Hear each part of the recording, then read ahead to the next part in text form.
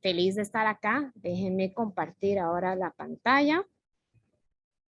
¿Todos lo pueden ver? ¿Estamos bien? Sí, estamos Ok. viendo, estamos bien. Perfecto.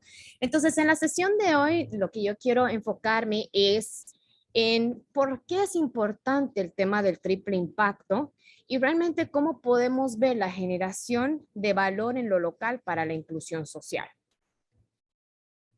En este caso, explicarles un poco de Viva Idea. Si bien yo me encuentro en Bolivia, trabajo como mencionó Pame para Viva Idea, que es una organización que está basada en Costa Rica.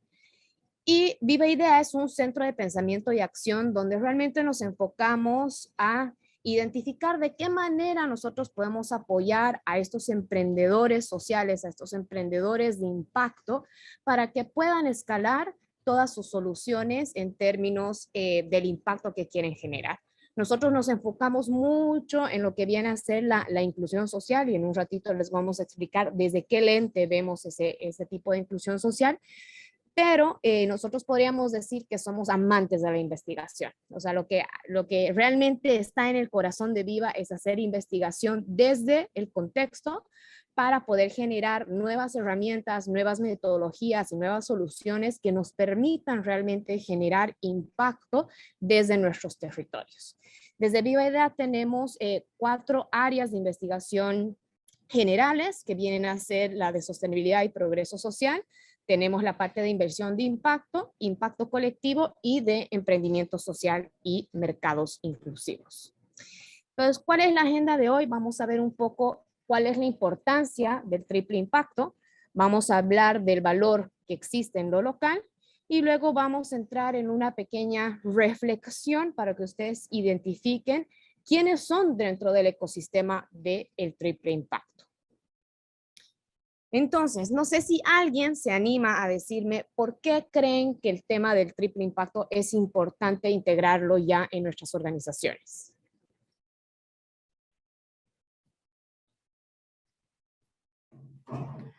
A ver si alguien se anima a participar. ¿Por qué es importante el triple impacto?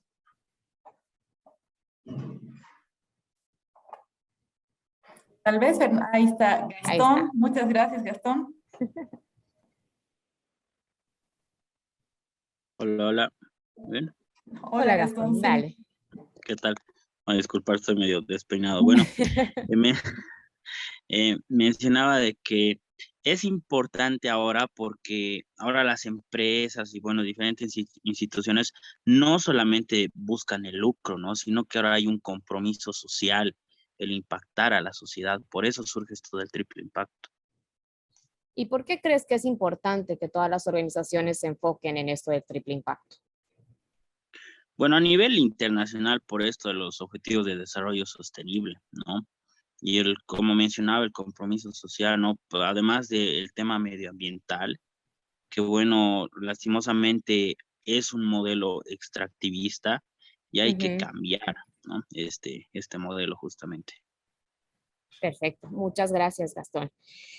Hay muchas cosas que Gastón dicen que está en lo correcto, pero siento que muchas veces cuando empezamos a hablar de por qué el triple impacto y por qué se debería empezar a integrar estas temáticas dentro de nuestras organizaciones y de organizaciones tradicionales, siempre resalta el tema del propósito, el tema de la ética, el tema de la moral.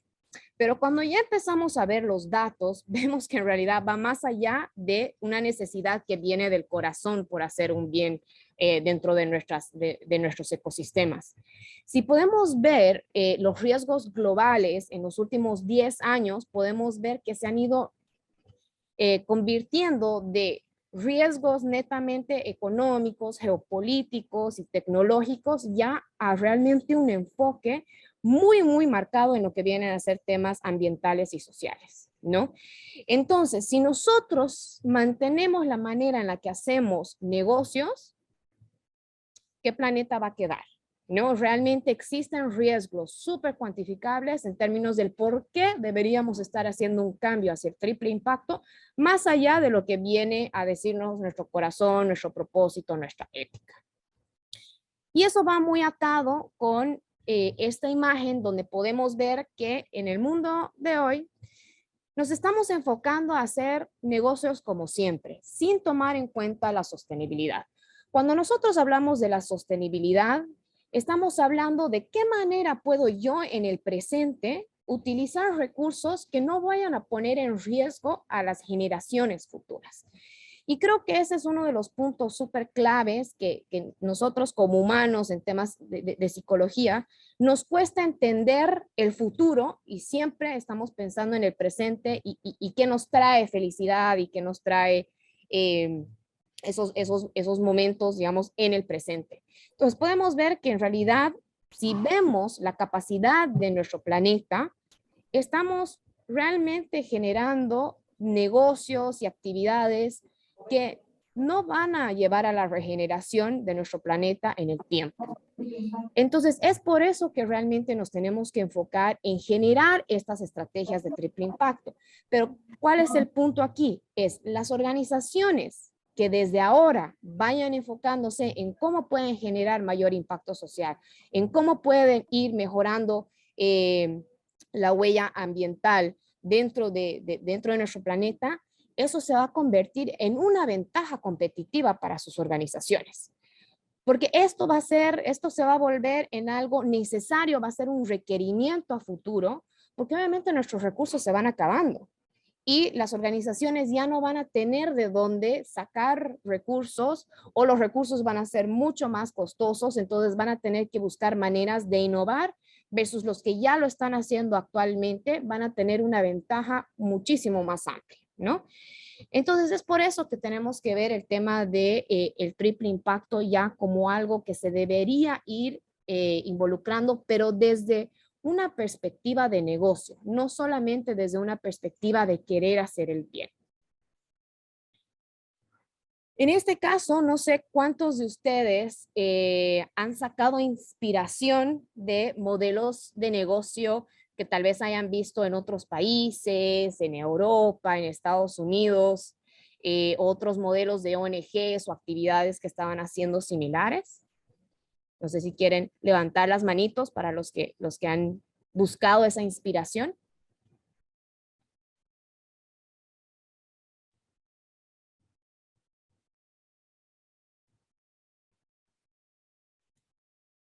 Nadie ha buscado inspiración externa.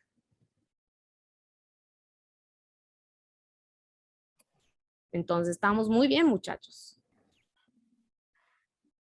Bueno, para explicarles cuál es el valor de lo local, nosotros desde Viva Idea, como les había mencionado, nos encanta hacer investigación.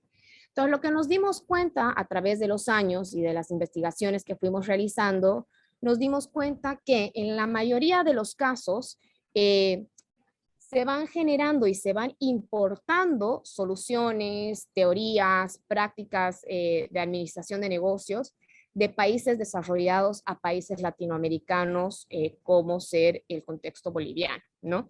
Pero ahí no nos damos cuenta que al hacer esta copia y pega de estos modelos, estas teorías, estas prácticas, realmente nos estamos enfocando en un contexto muy, muy distinto. Entonces, un simple ejemplo acá.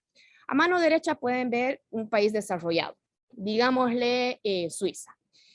Y todos los modelos, las teorías, las prácticas de administración de negocios provienen en su grueso de un nivel socioeconómico alto y un nivel socioeconómico medio, porque su nivel socioeconómico bajo es bastante pequeño. Y nosotros al hacer esa importación de soluciones o de modelos de negocio, realmente están apuntando a un nivel socioeconómico alto en Bolivia. Estamos hablando de que un nivel medio en Suiza son $50,000, que es lo equivalente a un nivel socioeconómico alto en Bolivia. Y nos hemos dado cuenta que tenemos un gran vacío de conocimiento de lo que viene a ser nuestro nivel socioeconómico medio y bajo, que es el grueso de nuestro país y en temas de niveles socioeconómicos. Entonces, a nosotros no entender nuestro propio contexto, estamos implementando, replicando soluciones que tal vez no, sí, pueden generar impacto, pero que no sean las soluciones más idóneas para el contexto. Algo que nosotros siempre decimos desde Viva es: enamórense del problema y no de la solución, porque la solución siempre puede ir cambiando, siempre se puede ir iterando, pero el problema siempre va a mantenerse el mismo. Entonces, permitan que realmente el contexto en el que trabajen les pueda proveer esa solución. Y también lo que nosotros hemos visto a través de nuestras investigaciones es que existen estos tres sectores de la economía, creo que todos los conocemos, que vendría a ser el sector público, que son los gobiernos e instituciones públicas, el sector de la sociedad civil, que son todas las asociaciones y organizaciones sin fines de lucro, y finalmente el sector privado, que vienen a ser las empresas privadas con fines de lucro. A través de los años hemos empezado a ver una hibridización de estos sectores, llamado el cuarto sector de la economía, de lo que se habla mucho, que es cuando ya estos tres sectores se hibridizan y conforman una especie de valor público y social a través de prácticas de mercado. Entonces, ¿cómo puedo realmente generar impacto, pero igual generar rentabilidad para mi organización? Y este concepto está súper bueno, pero el problema es que como latinoamericanos siempre nos encanta hacer una copia y pega de las cosas que vemos en lo externo, y hemos hecho una copia y pega de hasta de nuestra constitución. Entonces, ¿qué ha pasado al hacer esa importación, por así decirlo, de nuestra constitución? Hemos ido generando instituciones del Estado que no eran adaptadas para nuestro contexto. Entonces, ahora tenemos instituciones gubernamentales y del Estado fallidas, súper frágiles. ¿Y a qué lleva esto? Esto lleva a una exclusión tremenda de las personas que viven en pobreza e informalidad. Y estamos hablando en el caso de Bolivia que tenemos una economía informal de aproximadamente el 80% de toda nuestra economía. O sea, ¿se imaginan eso? Cada 8 personas de cada 10 viven en la informalidad. Entonces, si nosotros como organizaciones que quieren generar impacto, ya sea social, ambiental o ambos, en nuestros contextos, realmente tenemos que pensarlo desde la parte de la inclusión social. ¿Y qué significa la inclusión? Tenemos que pensar en cómo podemos incluir a la gente que vive en pobreza y a la gente que vive en informalidad, porque si no, realmente deberíamos preguntarnos qué tipo de impacto realmente estamos generando. No podemos quedarnos simplemente con esta hibridización de los cuartos sectores, que obviamente suena súper lindo, suena que realmente funciona, pero si nos mantenemos en estos sectores que en países europeos están bien conformados y funcionan bien, dentro de países como el boliviano, realmente ahí se empiezan a desmoronar y hay un montón de gente que termina siendo excluida. Entonces, ahí mis recomendaciones, cuando empiecen a pensar en los proyectos que vayan a generar o a proponer, realmente identifiquen quiénes son los beneficiarios a los que quieren llegar y asegúrense de qué manera los van a incluir. Y finalmente estamos en la parte de, bueno, y al finalmente, ¿quién soy dentro de este ecosistema? ¿No? Y ahí yo siento que siempre hay un rol para todos. Creo que está muy en boga la palabra innovación social. O sea, todo el mundo hace innovación social, todo el mundo quiere ser una empresa social o quiere ser una ONG. Entonces, acá lo que nosotros hemos visto a través de nuestras investigaciones es que la innovación social realmente es esa idea, ese piloto, donde empezamos a iterar las soluciones, las metodologías en las que nosotros queremos empezar a impactar. Pero si esa metodología o esa solución no le damos un sentir, ya sea de mercado o buscamos donadores que realmente nos permitan escalar, entonces siempre nos vamos a quedar en ese piloto pequeño, ¿no? Que es la parte de acá abajo. Ahora también tenemos las compañías con RSE, que ahí ya es un poco distinto porque obviamente el impacto social o ambiental que generan es mucho más bajo porque ese no es el foco de la organización. El foco de la organización es netamente de mercado, es decir, yo tengo que vender ahora. Si con mi departamento de RSE puedo generar algún tipo de impacto social o ambiental, y muchas veces es más por marca y posicionamiento, pues súper bien. Pero no me voy a desmarcar tratando de incrementar ese impacto. Y luego tenemos ahí las ONGs, que son netamente de impacto, siempre su enfoque es generar mayor impacto social o ambiental, dependiendo en cuál vaya a ser su enfoque. Pero ahí el tema es, como no están integrados al mercado, hay una gran dependencia en donadores. Y lo que nosotros hemos visto es que pueden suceder una de dos cosas. Puede pasar que los donadores exijan a la ONG que empiecen a trabajar en otras temáticas que tal vez no sea su enfoque primordial, y ahí es donde ya empezamos a ver un poco esa desviación, o que la ONG se mantenga en una escala más baja de impacto, porque no está logrando conseguir los fondos. Y creo que eso ha pasado en varios países en Latinoamérica, donde empiezan a ya salirse las organizaciones de cooperación y el tema de donaciones, de filantropía, empiezan a bajar, y ahí es donde ya empiezan a sentir mucho más presión las ONGs para decir, bueno, ahora ¿de dónde sacamos recursos? ¿No? Pero el rol de la ONG es muy importante porque son las que realmente van empujando las diferentes agendas, van haciendo un poco de abogacía, de defender el tema de los derechos, que es muy, muy importante, obviamente, porque si nadie empieza a defender los derechos, entonces todo se queda en un status quo. Y finalmente tenemos las empresas sociales, que las empresas sociales son aquellas que generan un impacto social y medioambiental alto, pero que se integran con el mercado. Entonces, su nivel de escala y su nivel de rentabilidad son altas, entonces la estabilidad que tiene una empresa social es mucho mayor.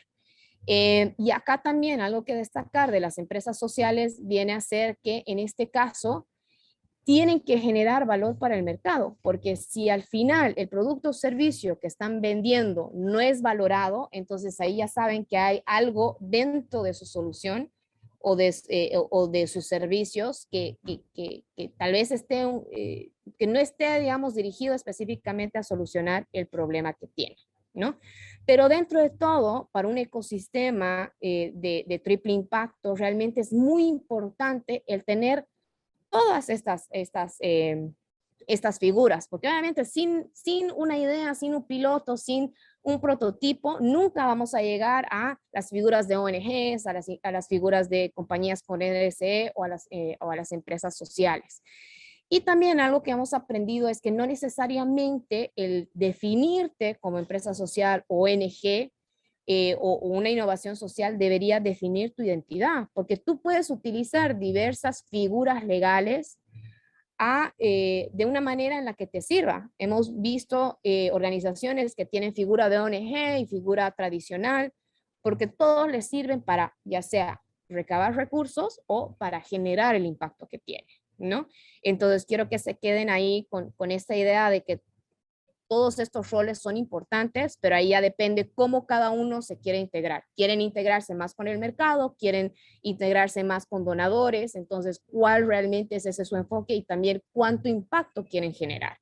Eso sería todo por mi lado. Ahí no sé si hay más preguntas o dudas que tengan que podamos ir resolviendo. Sí, Fernanda, justamente Ricardo Yang nos escribe y dice si podrías dar algunos ejemplos de empresas sociales. Claro que sí, yo creo que una empresa social muy conocida en Bolivia vendría a ser Mamut, ¿no? Que es una organización que hace el reciclado de caucho para generar pisos amortiguantes, entonces pisos para gimnasios, pisos para parques, pisos para pistas olímpicas. Entonces lo que ellos hacen es integrar a los recicladores de base que son informales, les brindan capacitación y les dan un pago por toda la materia prima que les están dando. Entonces, desde esa parte ya vemos la inclusión social de estas personas que antes tenían que lidiar con intermediarios, de que tal vez no proveían la calidad de materia prima como para que otras organizaciones realmente les compran, no había un flujo estable de esta materia prima. Entonces ahí es donde ya se va viendo la parte de la inclusión en la parte social. Y ya en la parte ambiental también tenemos ya la parte de la reducción, obviamente, de estas llantas en desuso, ¿no? Entonces estás reduciendo temas del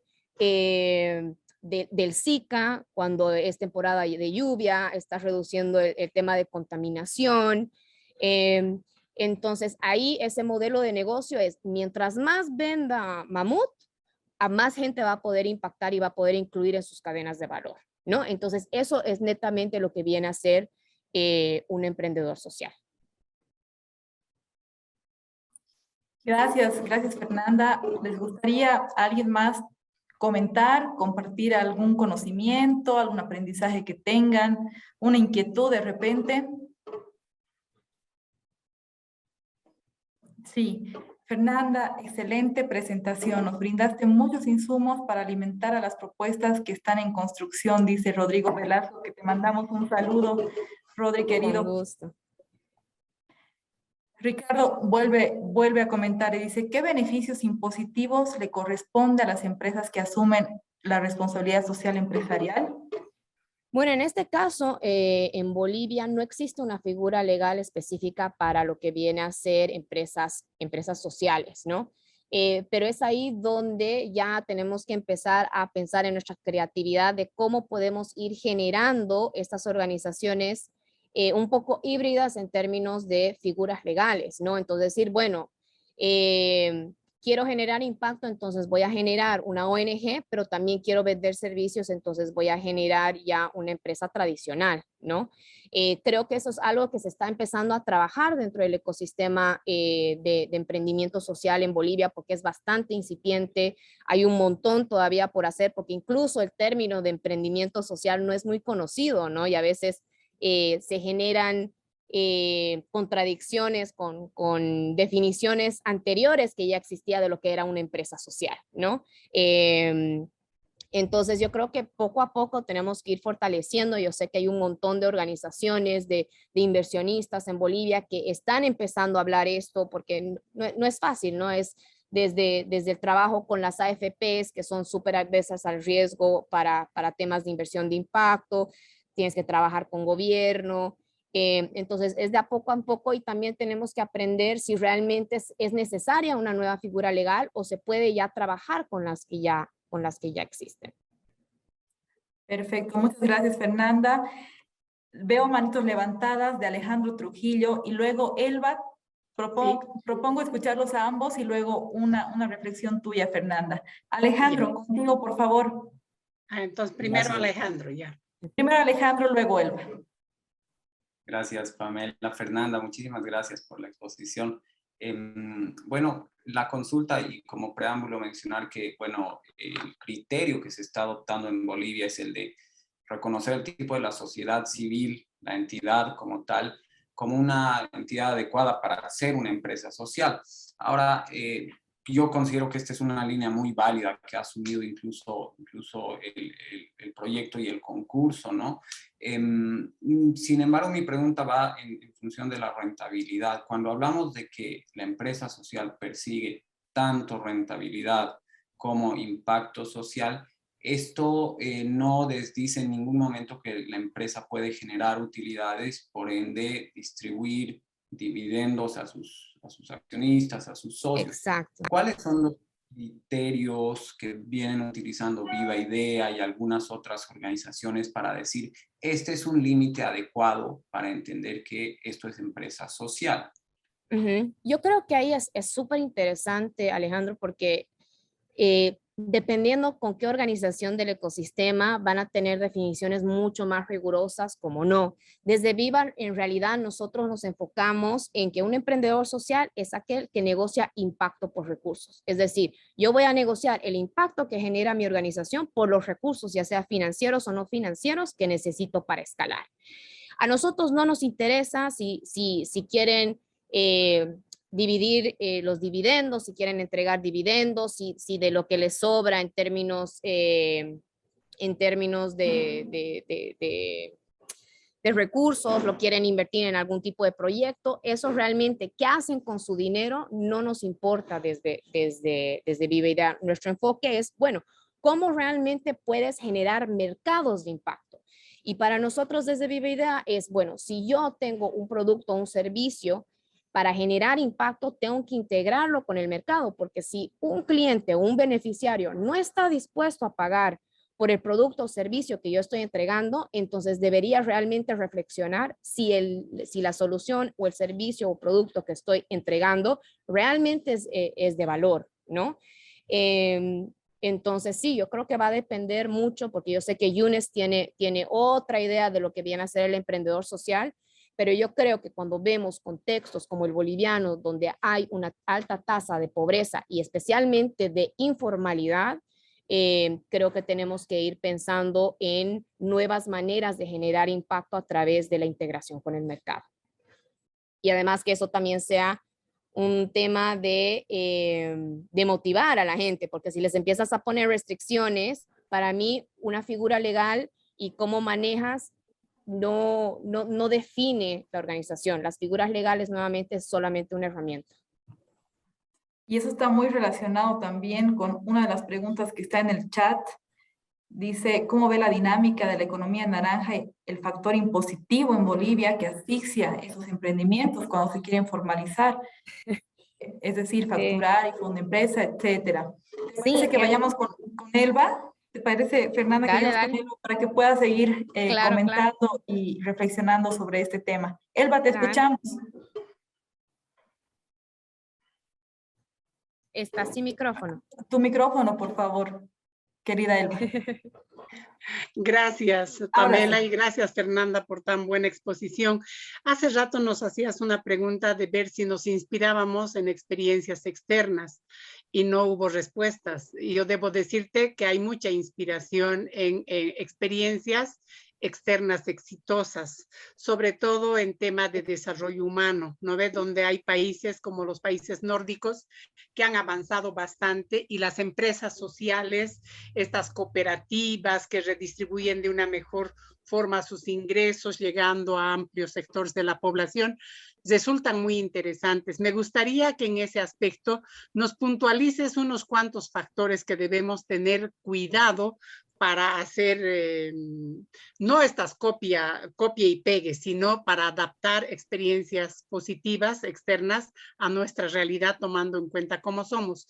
Ese es un componente. El otro componente, en Bolivia ya hay la ley de responsabilidad social empresarial que que está vigente y muchas empresas han asumido la creación de fondos de fideicomiso para evitar pagar utilidades, porque esto tiene su contraparte en no pagar utilidades.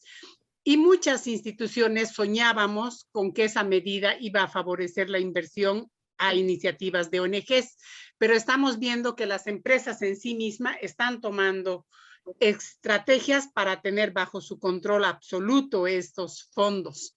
Entonces, dentro de ese marco, ¿cómo ves vos la posibilidad de realmente generar espacios de diálogo para tratar de canalizar esos fondos a aquellos proyectos y programas que en un gran tiempo no van a lograr todavía ser sostenibles? Yo entiendo la preocupación de la cooperación externa cuando nos dice es que el proyecto que deben plantear tiene que ser sostenible, pero es muy difícil conseguir que los gobiernos municipales, departamentales, el gobierno nacional invierta la suficiente cantidad de presupuesto que se necesita para ser sostenible sin tomar en cuenta siquiera los otros aspectos de sostenibilidad.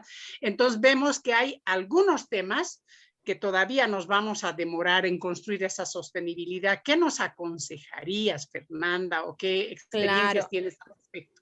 A ver, en el punto 1 yo siempre creo que es positivo entender las experiencias externas en términos de aprendizajes, ¿no? Pero cuando ya empezamos a pensar en, puedo tropicalizar esto y adaptarlo a mi contexto, ahí yo diría que tengan mucho cuidado, porque lo que hemos visto es al hacer este copia y pega, muchas veces fracasan las soluciones, ¿no? Algo que yo siempre he recomendado a las organizaciones y a los emprendedores con los que he trabajado es realmente tengan calle, es decir, salgan al contexto. Si, no sé, pues si quieren trabajar, como había mencionado de Mamut, quieren trabajar con recicladores de base, pues váyanse al relleno sanitario donde están las llantas en desuso y entiendan de qué manera trabajan su día a día estos recicladores, cuáles son sus desafíos, cuáles son sus dolencias, cuáles son esos